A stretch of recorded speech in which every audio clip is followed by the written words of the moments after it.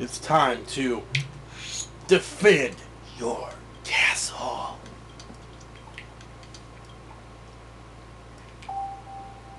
Me and my friend played this last night for probably a good hour, hour and a half maybe. And it gets pretty hectic. You may be familiar with the actual Defend Your Castle online flash game. Similar to this. I mean, it's made by the same people, obviously.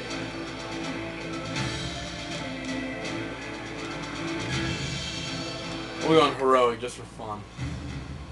Alright, there's my castle. I have to defend it. I'm this bread tie here. Basically, you grab these guys, toss them in the air. Simple enough. As you can see, you get over to your castle and they start pounding it.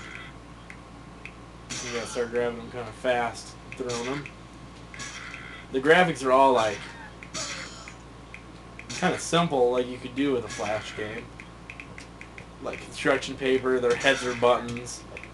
The clouds are pieces of paper on yarn. The health bars look like the ribbon. The sun has a smiley face drawn on it.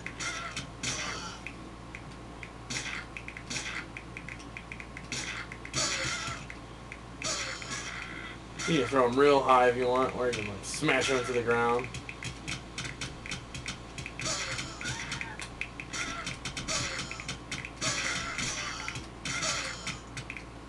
After like an hour of this, your hand gets real tired. We played level 25, it took us like an hour. And there's supposed to be, I don't know how many levels, but I would assume at least 100. You just play until it gets dark. You can play with up to 4 players at once too. Whoever gets the most points is considered king, which basically they can pick save and then go and buy upgrades, which we're not going to save. You can buy upgrades, like you can repair your wall, fortify it, which gives you more health. Get a Magical Arts Institute, which basically you can put men up there and you'll have magical spells you can use, like an eraser that erases guys, which you can use on these bigger guys, which you haven't seen yet. And then you also get a spray paint that converts bad guys to your side. And then there's also an explosion spell you can unlock, depending on how many guys you put up there. Which, to get guys, you have to have the pit of conversion, which is basically a big paint can that you drop people in when you pick them up, and it converts them to your side. So you can add them up here to your different towers to do different things. And once you add so many, you unlock different spells. Or like this is the archery range, where they shoot arrows. So the more of them you have up there, the more arrows you get. You also have the Mason Shop, which repairs your castle as you play. The more masons, the more faster you repair. And then you also have the Demolition Laboratory, which you just put a guy up there one at a time, and he'll roll out this ball of cap gun caps. And when you click on it, it explodes and it blows up everyone around it, which is useful for when your door's getting pounded by a bunch of people at once.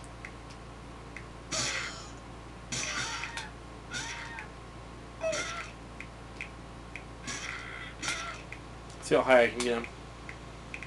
See how long it takes for these guys to fall. There's one.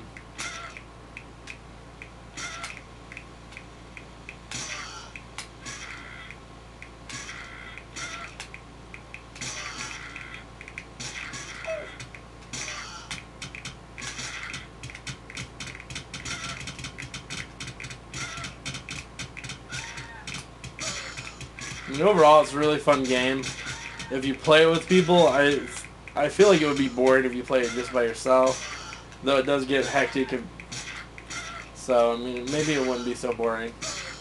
But to begin with, it's kind of boring. But once you get into the later stages, it starts to get hard. Plus, you get to add your explosives and all your cool kings and stuff on the building. And by building, I mean castle. See, the days go pretty quick, depending on how far you in, though. It seems like they last longer, but that might be because we're tired or it just takes a while.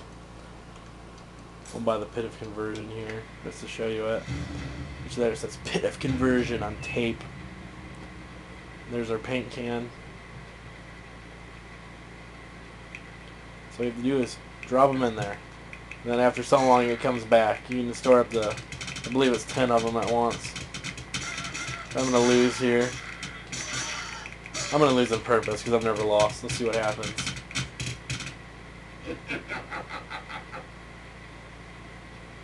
Game over on a skateboard or a Band-Aid.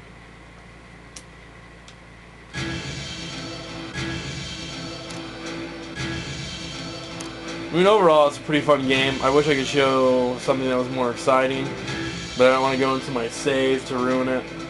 Actually, but if I go in my save, I might be able to show you something. This is my save from where we were playing the other night. You can see I have a bunch of people saved up here. So I have 2 of the spells unlocked. They have archers. There's guys with popsicle sticks that try to get you. There's one of those cap guns. So you just click on them and boom.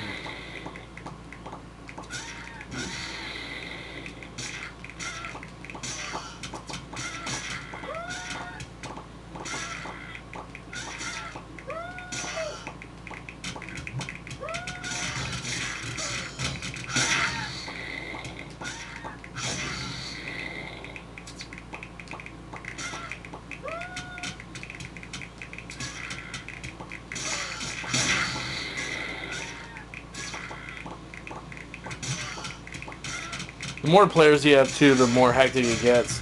There's one of the big guys. So you gotta grab their heads and knock them down.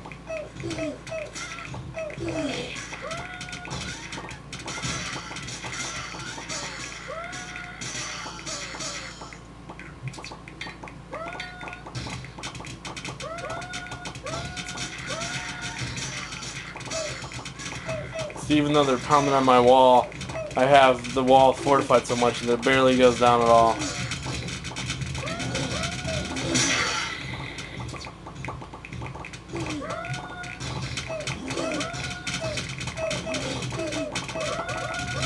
You can see it gets a little hectic. There's the eraser. Spray paint.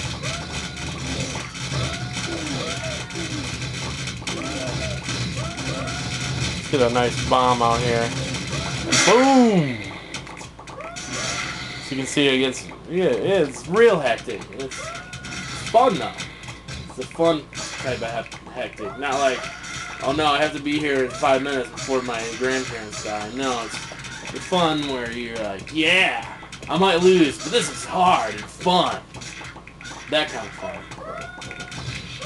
Oh, I erased someone.